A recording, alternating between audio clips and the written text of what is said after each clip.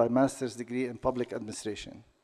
She then went on to pursue a PhD from the London School of Economics and Political Science, conducting insightful research on Egypt's generics pharmaceutical industry.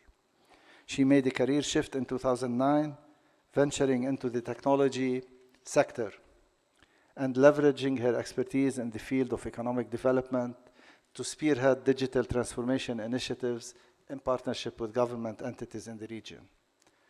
Dr. El-Shinnawy has been instrumental in identifying new growth markets for emerging technologies and has built an exceptional reputation across Africa and the Middle East. Her tenure includes significant positions at Microsoft, where she served as the public sector director for Egypt after being the director of government solutions for the For Africa initiative. In 2019, she joined Amazon Web Services as the head of Egypt, and by 2023, she expanded her role to lead its operations across North Africa. Throughout her career, Dr. El-Shinnawy has advocated for innovation, inclusion, diversity, and equity, inspiring the next generation of leaders in the field. Now she embarks on a new venture as the founder and chief executive officer of PortfolioTECH. We wish her continued success. Dr. El-Shinnawy, we are proud to have you back at AUC. Please join me in welcoming her to the podium.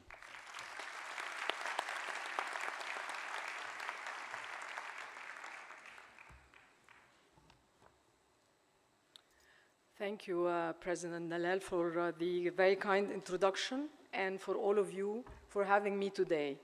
It's an absolute pleasure and honor to be with you.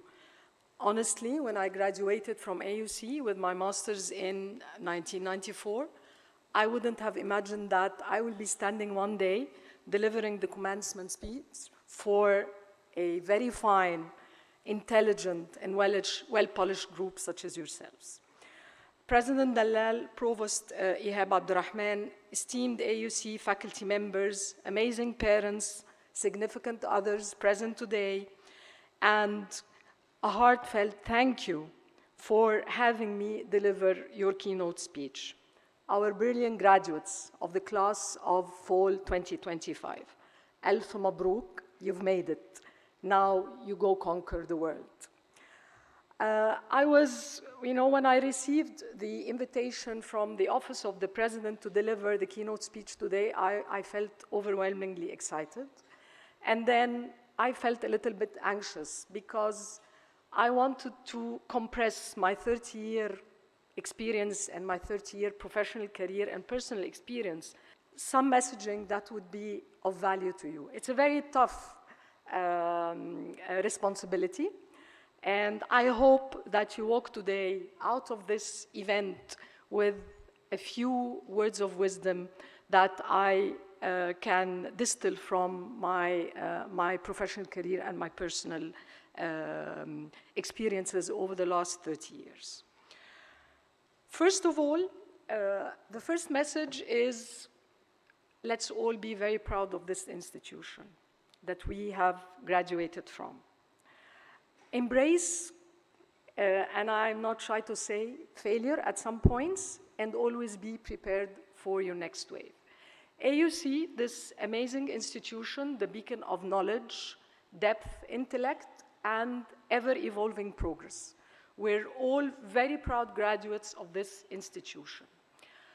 I feel very proud to have attended classes with the eminent Professor Galal Amin, experienced his wit, his humor, with Professor Farkhonda Hassan, sharing her love of Egypt's topology, with Professor Madiha Safti, explaining the details and the life of the Arab society, with her beautiful black hair and her iconic curls.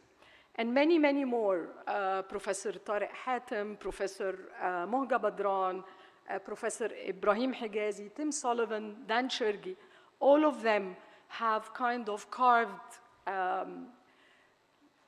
our student life and how we have progressed as graduates.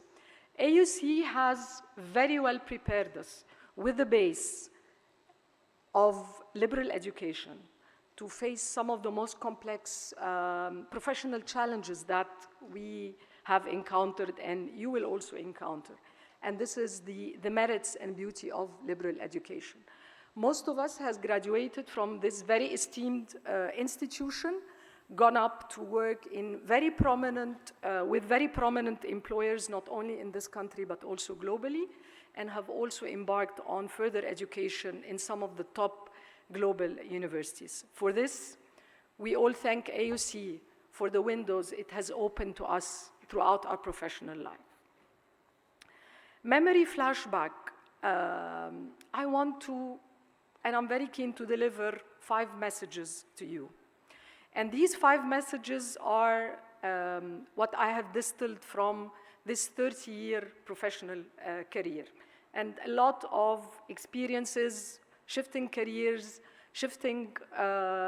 leaving Egypt to live abroad, studying elsewhere. So the first message is really be proud of your alma mater.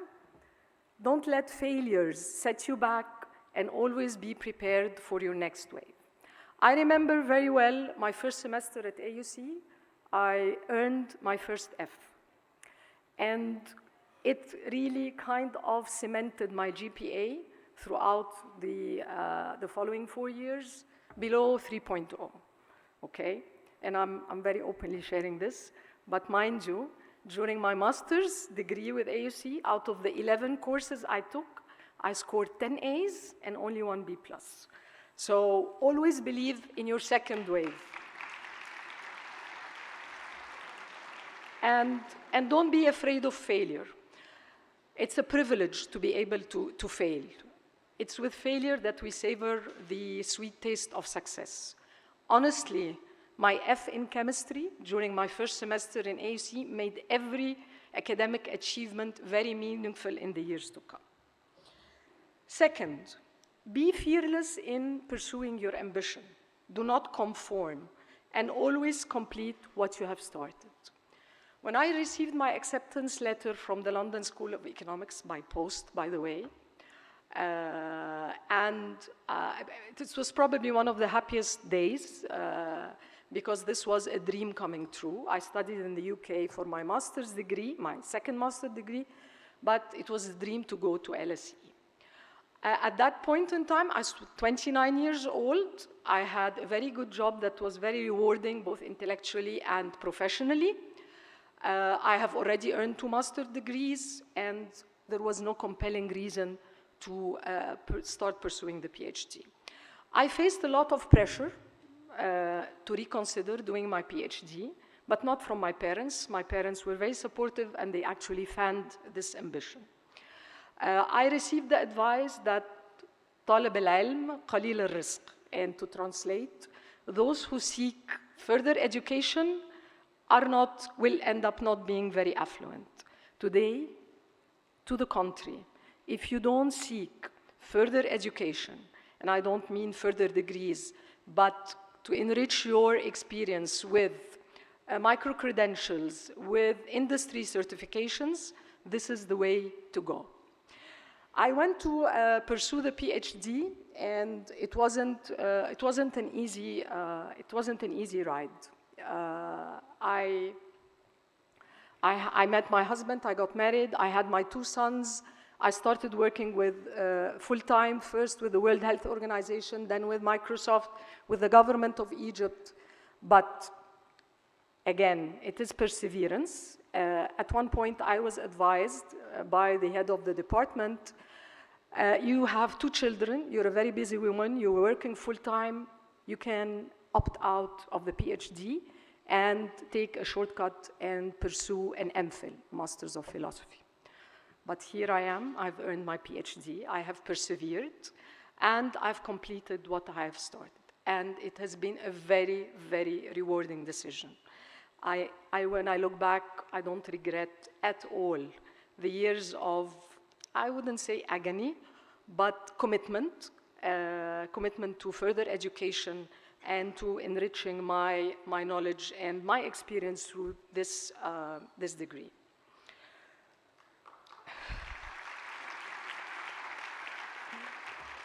Thank you, thank you.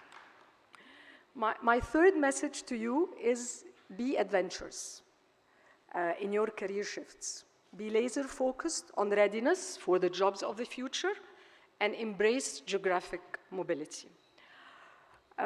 In 2009, I was working with the esteemed His Excellency Mahmoud Muhyiddin, who was then the Minister of Investment in Egypt, and I had my second son, and I decided he's a very, very energetic and very committed professional.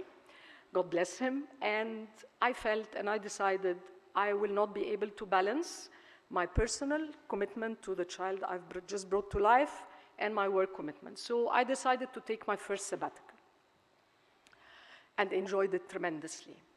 And because my PhD had a focus on the pharmaceutical industry and I had professional experience in the domain of healthcare with the WHO, I was very keen to join the Gates Foundation. So I started pursuing joining the Gates Foundation. And a very lucky accident happened. Instead of joining the Gates Foundation, I was invited to interview with Microsoft. Eventually went through very rigorous interviewing and joined the company. I was first very skeptical about my fit, my background fit to the world of technology. But it was a test to my ability and also potentially your abilities to be versatile and have a career shift at certain points of your life. I joined Microsoft and it was like a window of fascination opened up with this wonderful world of technology.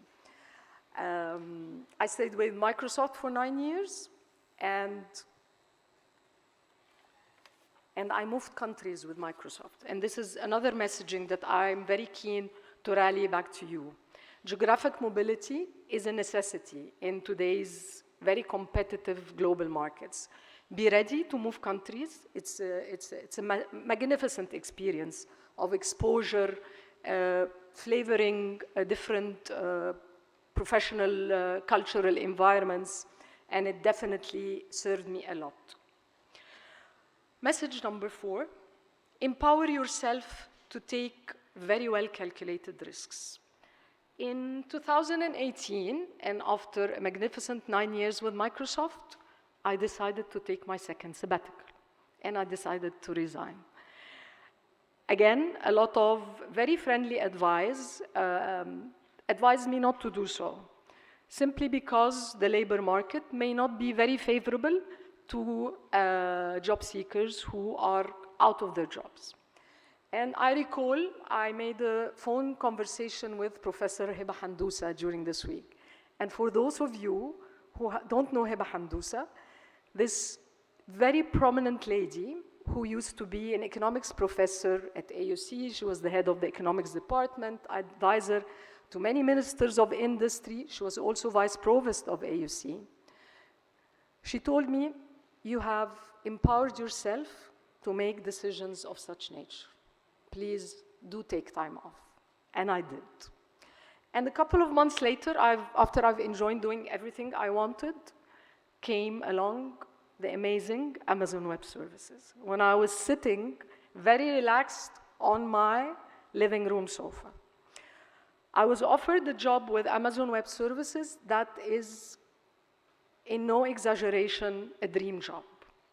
I was offered to start building the AWS business in Egypt, and it was a fascinating journey with a company that is at the forefront of innovation, an amazing working culture. And I worked with AWS very happily for almost 5 years. And then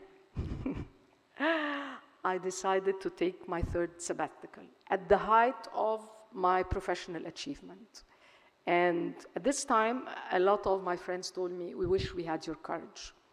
I took time off, my third sabbatical, and in January 2024, I, together with my colleague, my former colleague and co-founder, we founded PortfolioTECH, a born-in-the-cloud technology services company that indexes on the cloud and indexes on the integration of emerging markets at the enterprise level. So empower yourself to take very well calculated risks. Finally, Cultivate and grow your networks. This is mission critical for your success, but always, always do it with elegance and poise. I think that advising you to grow your networks is a fact. We all know the value of networks. But this falling back on my network, especially during the last couple of months when I was starting my new company, proved to be immensely rewarding. Your networks, you lean on them, you rely on them, you grow through them.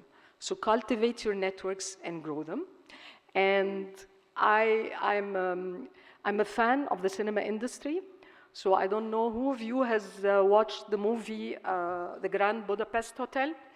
It is testament to the value of networks. Remember, if you have seen the movie, Ralph Fiennes, whenever he encountered an issue, he lifted the phone and contacted his network in a very cinematic way, and they always delivered. My network, I'm thankful to God, has always delivered. So definitely cultivate your own network and grow it. And with this, I leave you.